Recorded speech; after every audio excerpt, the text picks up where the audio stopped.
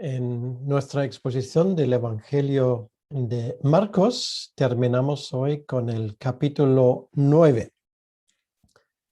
En el contexto, estamos en esa fase del ministerio de nuestro Señor Jesucristo, donde Él se marcha de Galilea y se pone en camino hacia Galilea. El final del capítulo 9 es uno de los últimos episodios que se lleva a cabo en esa comarca de Galilea, y ya entramos en esa parte del Evangelio de Marcos, donde Marcos nos habla de los últimos días del ministerio de nuestro Señor Jesucristo.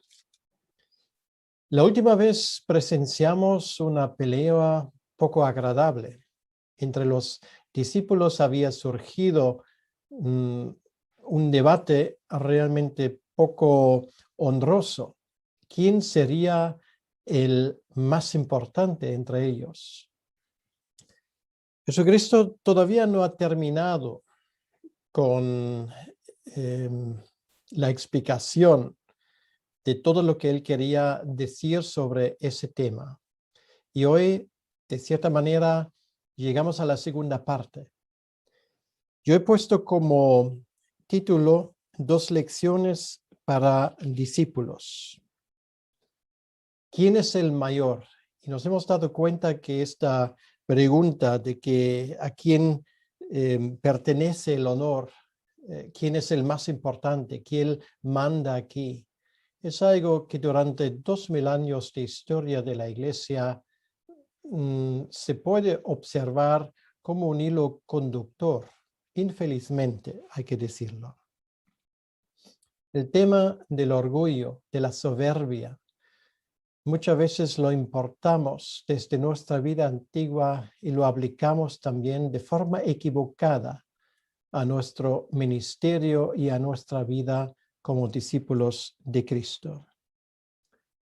Existe una historia que no es verídica, es una fábula, pero que expresa muy bien de lo que estamos hablando hoy. Se dice que había un hombre que vivió una vida muy piadosa allí en la tranquilidad en el norte de África en los primeros siglos de la fe cristiana. El hombre se dedicaba prácticamente todo el tiempo a la oración y en este sentido tenía que aprender a rechazar los intentos de Satanás y de esos demonios que le estaban tentando allí en el desierto. Y efectivamente lo hizo con cierto éxito. Los demonios no eran capaces de desviar a este hombre dedicado a la vida de oración, a desviarle de su camino de contemplación y de centrarse en las cosas de Cristo. Pero finalmente llegó uno de los demonios más importantes y echó una bronca a los demás demonios y dije, bueno, vosotros lo estáis haciendo mal desde el inicio. Yo os enseño cómo de verdad voy a desequilibrar a este hombre. Y se le acercó a él y dijo, ¿sabías que a tu hermano le han nombrado obispo de Alejandría?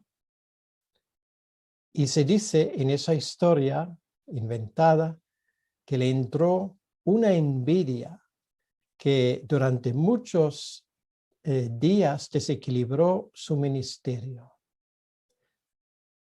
Esa historia simplemente nos enseña una cosa. Nos enseña cómo la envidia va de mano en mano con el fracaso en el ministerio. Donde hay envidia, donde surgen estos celos que surgen de la tierra abonada de quién es el mayor, ocurren este tipo de cosas. Y por lo tanto, lo que el Señor nos va a enseñar aquí es muy importante para cada uno de nosotros, porque nadie diga, de esas aguas no beberé. Por supuesto, todos somos capaces de actuar de la misma manera y de sentir envidia del éxito, entre comillas, de nuestros hermanos.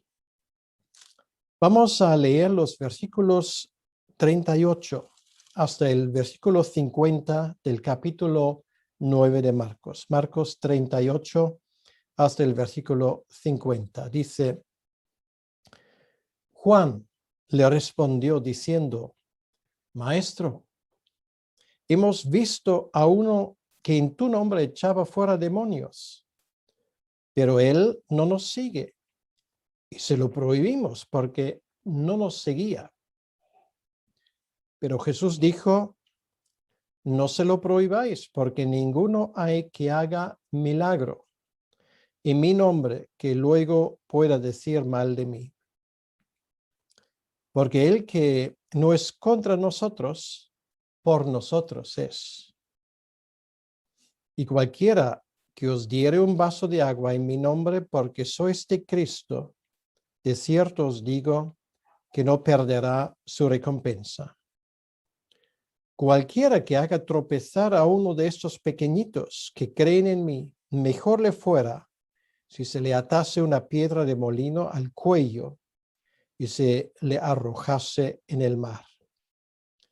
Si tu mano te fuera ocasión de caer, córtala. Mejor te es entrar en la vida manco que teniendo dos manos ir al infierno, al fuego que no puede ser apagado, donde el gusano de ellos no muere y el fuego nunca se apaga. Y si tu pie te fuera ocasión de caer, córtalo. Mejor te es entrar a la vida cojo que teniendo dos pies ser echado en el infierno, al fuego que no puede ser apagado, donde el gusano de ellos no muere y el fuego nunca se apaga.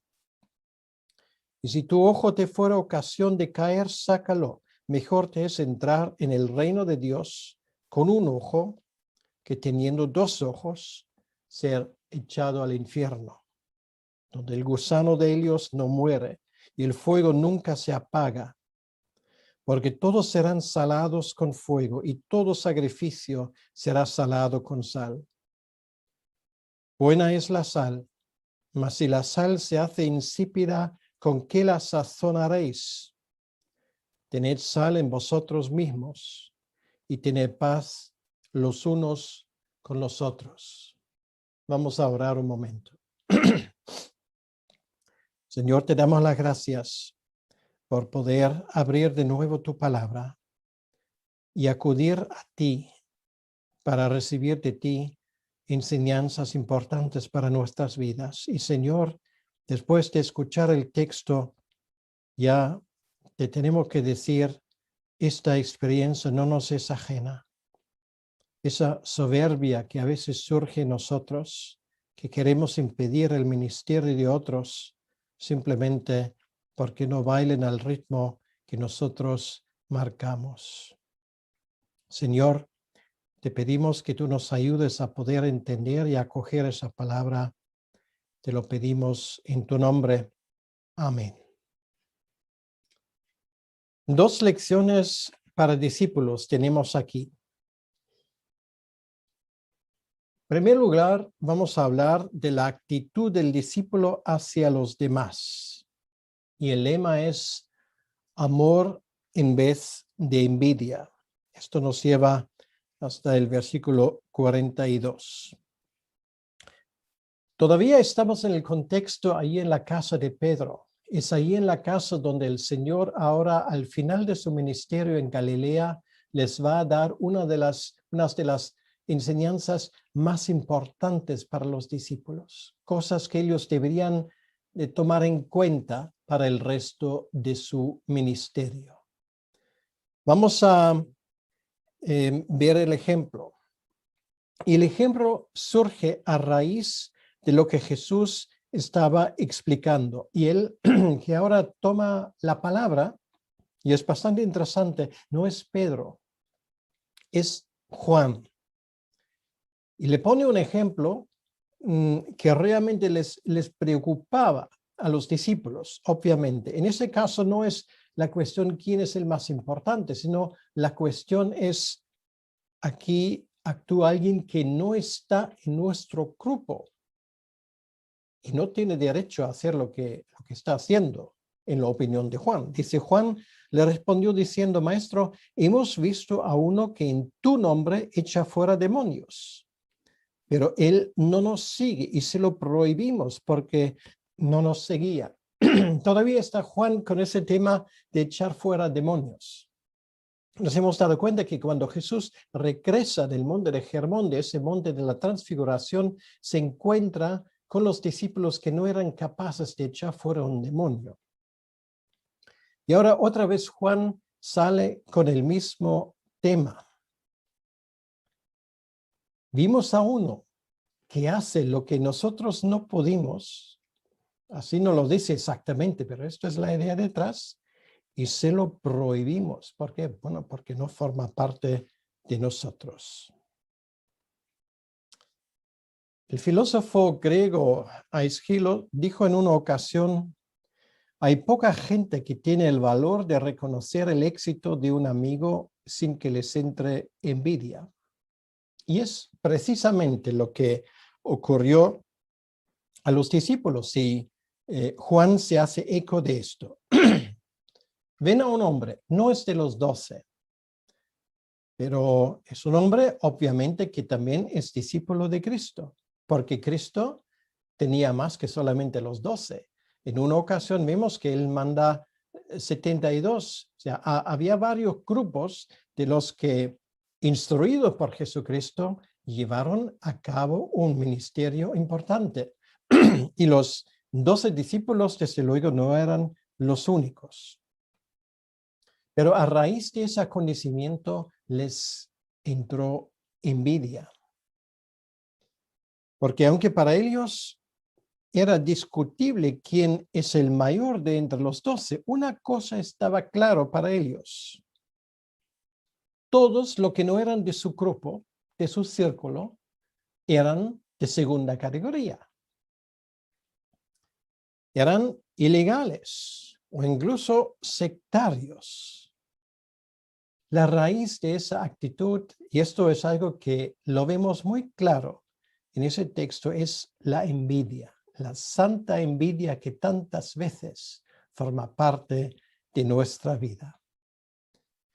Y realmente esa planta de la envidia crece del mismo tronco donde creció también esa planta de la soberbia, que les hizo debatir quién es el más importante. Y vemos aquí, tenemos dos de los problemas mayores que vemos en el reino de Dios. Ojalá tomásemos buena nota de las enseñanzas de nuestro Señor Jesucristo aquí. Y Juan obviamente entendió esa conexión y por lo tanto pone este ejemplo. ¿Cómo nos imaginamos esa cena que algunos o tal vez todos los discípulos de Jesucristo se le echan encima a este hombre, también discípulo, aunque no del círculo de los 12, y le echan la bronca? El maestro nos encargó a nosotros hacer lo que tú estás haciendo. Tú no debes de hacerlo. Porque ¿quién te autorizó para hacer esto? Déjalo, ¿entiendes? Nosotros somos aquellos que estamos más cerca de Cristo y necesitas nuestra aprobación y nuestra autorización para hacer lo que tú estás haciendo. No siempre el tema es echar fuera demonios. A veces el tema es simplemente que alguien predica donde yo creo que debería estar yo. Y lo estoy tomando muy mal. De cierta manera, los discípulos tenían razón. A lo mejor ese hombre no lo hizo con la explícita autorización de Jesucristo. Él seguramente no llevaba en su papel, en su bolsillo, un papel firmado por Jesucristo. Pero lo hizo con fe y lo hizo en su nombre. Y Dios es soberano. Dios es soberano. Cuán difícil a veces es que esto nos entre en la cabeza. No depende de nuestros papeles firmados, de nuestras aprobaciones, de nuestros planes.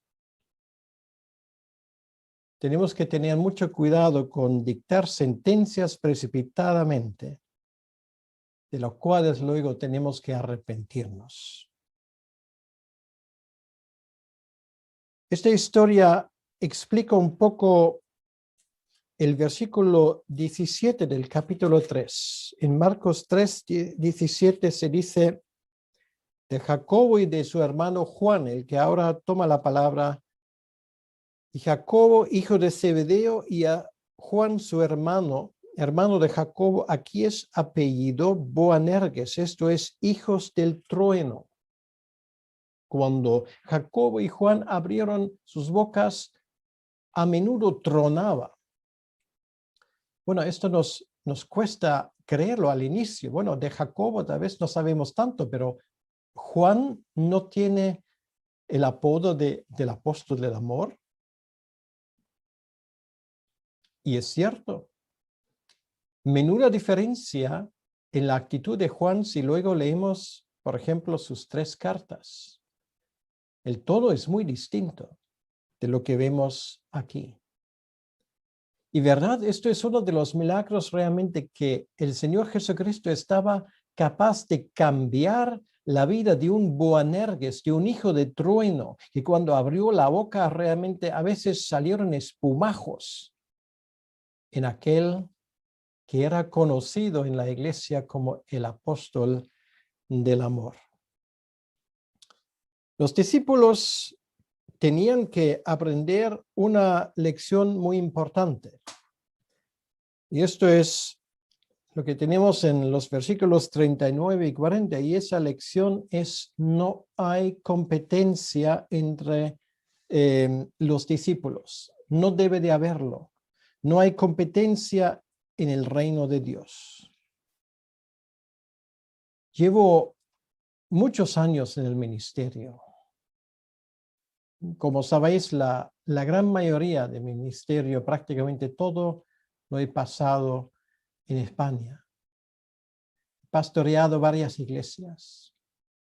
¿Y cuántas veces no he escuchado esa frase de gente que supuestamente robaban ovejas?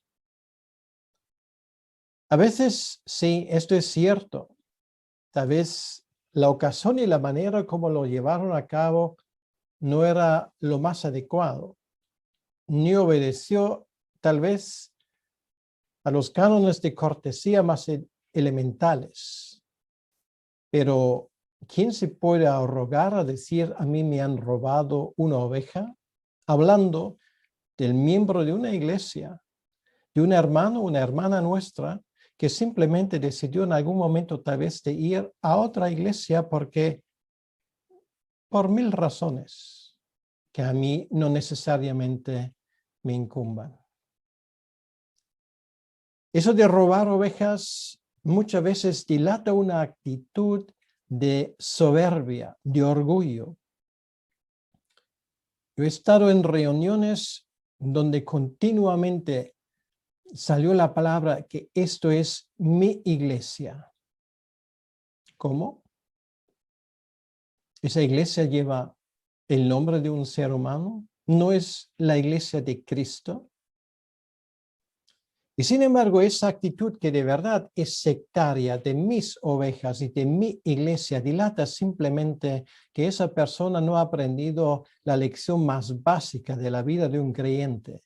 La iglesia es de Jesucristo y los discípulos son suyos y lo que predican es su evangelio. Y si alguien predica el evangelio, eso sí, si alguien predica el evangelio, que no es otro evangelio, solamente que no lo hace con nuestra aprobación, ¿quién somos nosotros de impedírselo?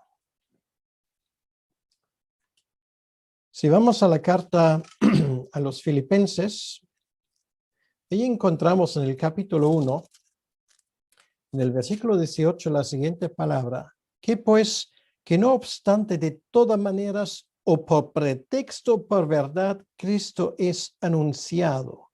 Y en esto me gozo y me gozaré aún. Queridos hermanos, esto es lo que realmente nos debería importar, que el nombre de Cristo sea predicado.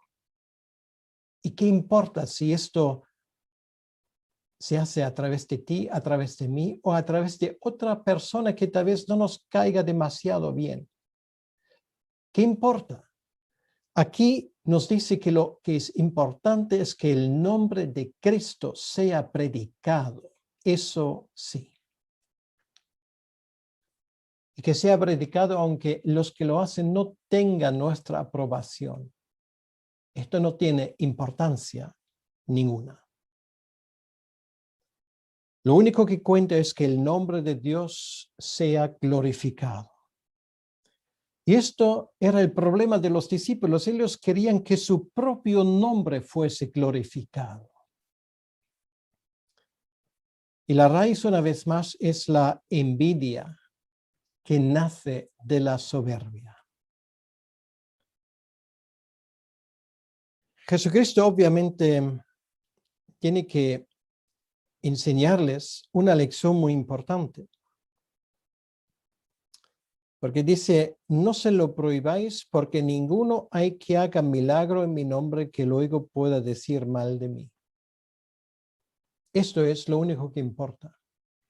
Y aquí la cuestión son milagros, pero la misma cuestión podría ser simplemente el predicar el evangelio, que también es un milagro, porque el que no es contra nosotros, por nosotros es. Y esto, créemelo, esto nos quita un gran peso de encima, porque eso significa que yo no soy el policía del reino de Dios, que lleva la responsabilidad quién hace qué. Deja que el Señor cuide de estas cosas.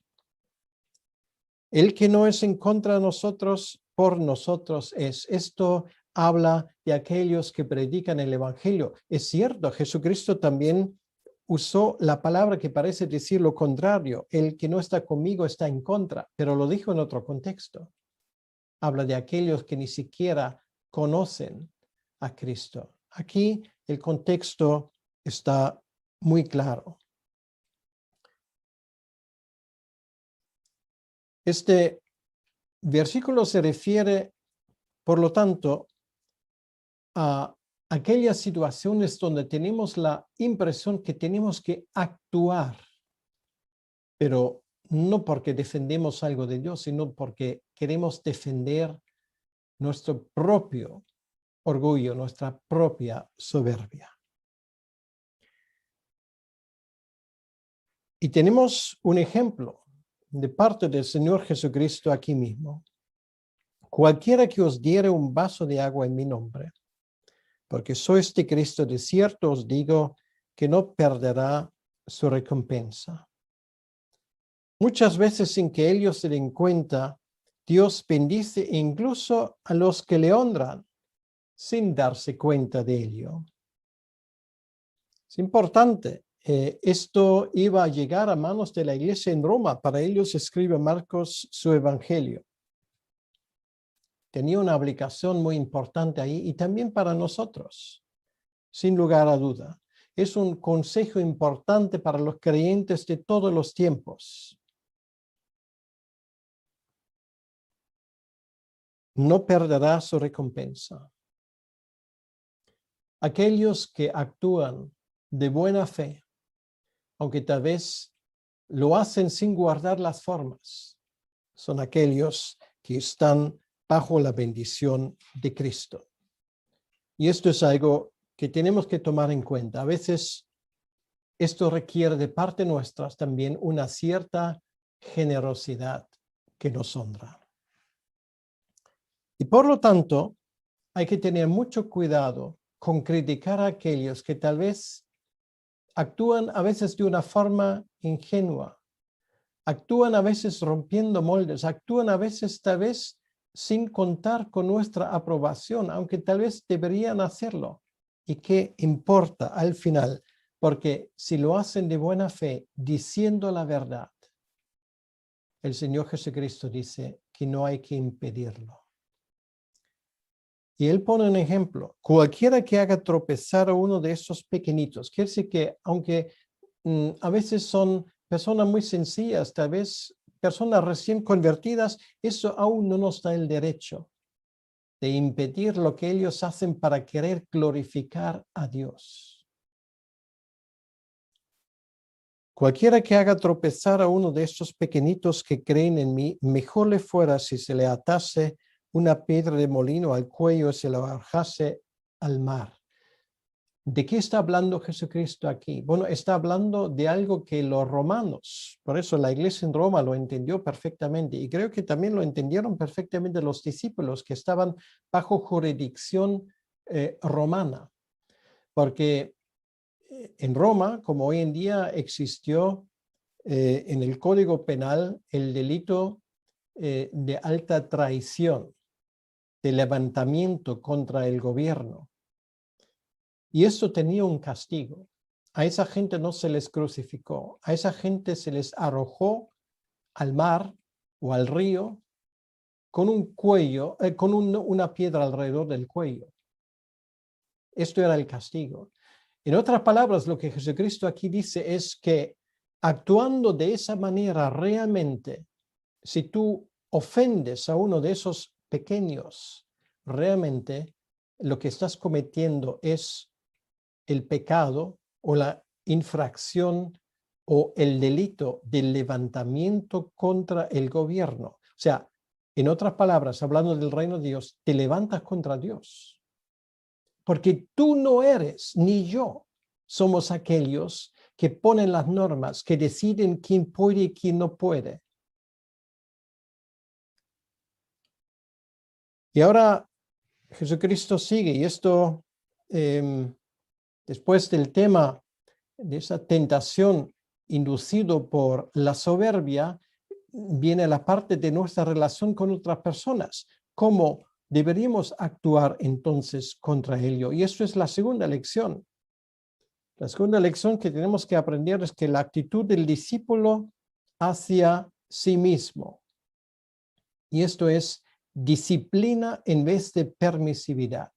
Primero hablamos de cómo tratar a los demás, aquellos que tal vez no actúan como nosotros nos imaginamos. Ahora es la pregunta, ¿y cómo vamos a actuar con nosotros mismos? ¿Cuál debería ser la actitud en contra de nosotros mismos? Y esto es disciplina en vez de permisividad, porque somos muy permisivos con nosotros mismos. Aquí Jesús habla de los tres miembros más importantes que tenemos, la mano, el pie y el ojo. Porque por los tres normalmente nos llega la tentación, lo que hacemos, a dónde andamos y lo que vemos. Lo que Jesús describe aquí es algo muy radical, que se resume en una palabra o en una frase: no des ningún margen de maniobra al pecado. No des ningún margen de maniobra al pecado. Incluso lo que es permisible para unos, para otros puede ser causa de peligro. Y por lo tanto es tan importante para el discípulo de Cristo de renunciar a todo lo que se pone entre nosotros y la salvación de nuestras almas, para que nuestras almas no se dañen. Debemos de renunciar a todo lo que nos es querido, como aquí figurativamente hablando, nuestros ojos, nuestros pies, nuestras manos, o sea, lo que vemos, lo que pensamos, lo que hacemos, a dónde vamos, todo esto, lo que disturba nuestra relación con Jesucristo, hay que alejarlo de nosotros. Hay que alejarlo si estamos en peligro de dañarnos a nosotros mismos con nuestra actitud. Y eso hay que hacerlo irrespectivamente de cuál sea el sacrificio o el dolor que esto nos puede causar, porque mucho peor es si no hacemos nada. Y ahora viene una advertencia seria. Infringir esa ley significa ponerse en el peligro de caminar rumbo al infierno. Ahora, si esto te parece demasiado duro, no me critiques a mí. Son las palabras de nuestro Señor Jesucristo. Si tu mano te fuera ocasión de caer, córtala. Mejor te es entrar en la vida manco que teniendo dos manos ir al infierno, al fuego que no puede ser apagado. Luego Jesucristo sigue describiendo esto, pero vamos a parar aquí un momento. Si nuestra actitud es soberbia, no se deja controlar, hay que cortar por lo sano. Esto es lo que hace un cirujano cuando extirpa un tumor. No solamente quita lo que es malo, sino también quita parte de lo que aún es bueno, por si acaso. Cortar por lo sano, se dice en castellano. Y esto es precisamente lo que tenemos aquí. Nuestra actitud de orgullo, de soberbia, de egoísmo, de pensar en nosotros mismos también bajo el manto de la espiritualidad nos puede dañar seriamente espiritualmente. Y Jesús habla de un peligro real, de un peligro muy real. Y voy a hablar de eso también con la misma claridad, espero que puedo a raíz de ese texto. Hay más que uno que ha usado el discipulado de Cristo, que ha usado incluso su ministerio con propósitos que no son del reino de Dios. Y a más que uno se le ha quitado la máscara que iba por ese camino y le ha dejado al desnudo como una persona que realmente no tiene puesto delante de sus ojos en primer lugar el reino de Dios, sino sus propios egoísmos. Personas que actúan de esa manera y se dilatan por sus propias acciones, realmente ponen de manifiesto obras que son obras inspiradas por el infierno mismo. Y esto nos sirva de advertencia. Sí, es cierto, un creyente no puede perder la salvación. Es una enseñanza muy clara en la Biblia. Pero no todo el mundo que dice Señor, Señor, Señor es salvo. Por lo tanto, aunque no puedes perder si lo tienes, también puede ser que piensas tenerlo y en realidad no lo tienes. Y por eso tenemos esa advertencia. ¿Cuántas personas no hay y no ha habido en el reino de Dios que tomando esas palabras a la ligera no se dejaron llamar al arrepentimiento? Y lo digo con gran seriedad. Porque realmente llevar a cabo un ministerio sin ser llamado y sin tener a Cristo en tu corazón y hacerlo a tu manera puede significar finalmente un fracaso total. El discípulo que ha aprendido realmente a poner todo a los pies de Cristo demuestra de esa manera que realmente ha nacido de nuevo. Porque ese tipo de envidia, si no se corrige, demuestra simplemente una forma. Esa persona no ha entendido nada del reino de Dios.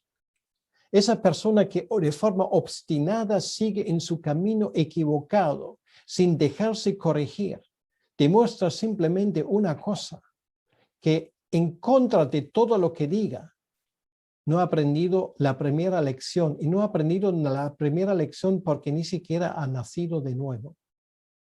Y sé que son palabras muy duras, pero a veces hacen falta las palabras duras. El reino de Dios que vemos, tengo la impresión a veces está plagada de personas que ni siquiera forman realmente parte del reino de Dios, sino que se lo han arrogado. Porque la primera actitud de un discípulo de Cristo, si ha nacido de nuevo de verdad, es la humildad, el ponerse a los pies de Cristo, el ser manso, el ser dócil. No aquellos que dan un puñetazo en la mesa diciendo aquí mando yo. Jesucristo sigue explicando esto y habla del infierno como algo muy real, y eso se puede decir en términos generales. No es un sitio donde el fuego en algún momento se apague como los fuegos que conocemos nosotros. Dice aquí, es un fuego que no se apaga nunca. Donde el gusano de ellos no muere, esto habla de dolor. Y el fuego nunca se apaga, lo repite. Hablar del infierno realmente no es una cosa agradable. A mí no me causa ningún tipo de gozo hablar sobre ese tema. Me gustaría más hablar de otro, pero no puedo quitar lo que está escrito. Y el peligro del infierno es un peligro real. Y la iglesia hace un favor flaco a su mensaje cuando intenta evitar hablar de ese tema frente a aquellos que aún no creen. Es una amenaza real. Y cuando saldremos de aquí ya será tarde. Y quiero decirte con toda la seriedad en este momento, si el Señor en este momento te convence de pecado, tal vez precisamente de ese pecado de soberbia, de orgullo, escúchale. Escucha lo que el Espíritu Santo te dice antes de que sea tarde. Si tu pie, dice el Señor, te fuera ocasión de caer, córtalo, mejor te es entrar a la vida cojo que teniendo 2 pies y ser echado en el infierno al fuego que no puede ser apagado. Repite la misma cosa, donde el gusano de ellos no muere y el fuego nunca se apaga. Es que no se puede decirlo más claro que nuestro Señor lo explica aquí en estos términos. Es una enseñanza muy seria. Realmente debemos de saber a qué nos podemos enfrentar potencialmente. Y eso también debería dar una urgencia a nuestro mensaje cuando predicamos. De la misma manera como el cielo es real, también el infierno lo es. Y esto quiere decir una cosa. Si algo nos quiere apartar del camino de Dios, si algo nos quiere impedir que sirvamos a Dios como deberíamos, esas cosas hay que quitarlo de nuestra vida. Hay sitios a donde ahora no acudimos. Hay cosas que nuestras manos ahora no tocan. Hay cosas que no queremos ver, y aunque aquí no se oye, se usan los oídos, hay cosas que no queremos ni escuchar. Y si hace falta, tenemos que cerrar los ojos, tapar los oídos, tapar la boca y ir corriendo de los lugares donde no deberíamos estar. Deja que en un momento de tranquilidad Dios te hable a ti, que demuestre cosas en tu vida donde es bueno cortar. Y aunque tal vez no estés ahora en peligro del infierno, pero puedes estar en peligro de seriamente dañar tu reputación como creyente o incluso tu ministerio. No dejes que esto ocurra, lo que ha ocurrido en la vida de mucha gente. Jesús habla de una radicalidad. Todo lo que no nos ayuda nos impide y deberíamos quitarlo de nuestra vida. Ahora ni siquiera voy a poner ejemplos. Y termina este pasaje con algo que es muy interesante. Termina con un punto positivo. Dice, porque todos serán salados con fuego y todo sacrificio será salado con sal. Buena es la sal, mas si la sal se hace insípida, ¿con qué la sazonaréis? Tened sal en vosotros mismos y tened paz los unos con los otros. Esto es una imagen tomada del Antiguo Testamento. La sal simboliza el pacto perpetuo, es indisoluble. Esto, por cierto, si alguien quiere buscarlo, viene de Levítico 2:13. Es señal del pacto perpetuo de Dios con su pueblo. Así como el sal es símbolo de algo perpetuo, todos los que entran en el infierno serán castigados por toda la eternidad, pero también es cierto que esa sal forma parte de la vida cristiana y representa el pacto eterno que Dios ha hecho con nosotros. ¿Por qué? Porque es mejor, en vez de ir y entrar al infierno, yendo por el camino de la perdición, mejor es presentarse a Dios como sacrificio, ya de entrada, como sacrificio vivo. De eso habla Romanos capítulo 12. No permitas que Dios te quite algo, preséntasele tú mismo como un sacrificio vivo, como un sacrificio que representa el pacto eterno. Sal es importante, representa la vida nueva y la sal también da sabor a la vida. Esto es nuestra función como creyente. En vez de pelear, tenemos que guardar la paz entre nosotros, apreciando la obra de los demás y dedicarnos a la tarea de ser sal en el mundo. Esto es nuestra tarea. Aquí dice, tened sal en vosotros mismos. Quiere decir, eso lo que representa la eternidad, lo que representa la nueva vida, el nuevo pacto. Tenedlo presente entre vosotros. Y termina Jesucristo con esas palabras, tened paz los unos con los otros. Esto es algo precioso. Esto es algo por el cual tenemos que luchar y tal vez hace falta que cojas el teléfono o que escribas un WhatsApp o que buscas incluso en la manera que fuera posible la presencia de alguien para restablecer lo que se ha roto. Busca la paz y síguela. Y esto sí es testimonio de una vida cristiana. Esto sí que es testimonio de que algo nuevo ha pasado. Queridos hermanos, lo que tenemos atrás son 2 lecciones para los discípulos. Cómo tratar a los demás. Lo hemos visto. El buen camino es sinceramente admirando y regocijándonos en sus aciertos y sus éxitos sin tener ningún tipo de envidia. Y en cuanto a nosotros, disciplina, mirando y entendiendo nuestras propias vidas y quitando de esas vidas lo que no glorifica a Dios. Para la paz Dios nos ha llamado y por eso tenemos que tener paz los unos con los otros.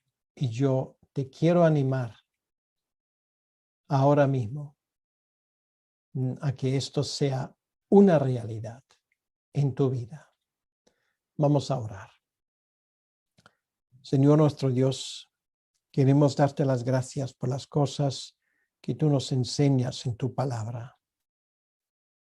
Es un pasaje que realmente nos habla. A mí me ha hablado mucho. 2 lecciones que nos das aquí. Y qué difíciles a veces es para nosotros aprender esas lecciones.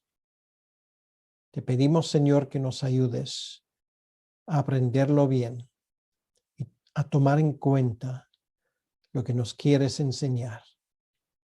Señor, ayúdanos a no querer controlar, manipular, dominar a otros, sino que nosotros podamos de forma humilde incluso ponernos a sus órdenes para que tu nombre sea glorificado.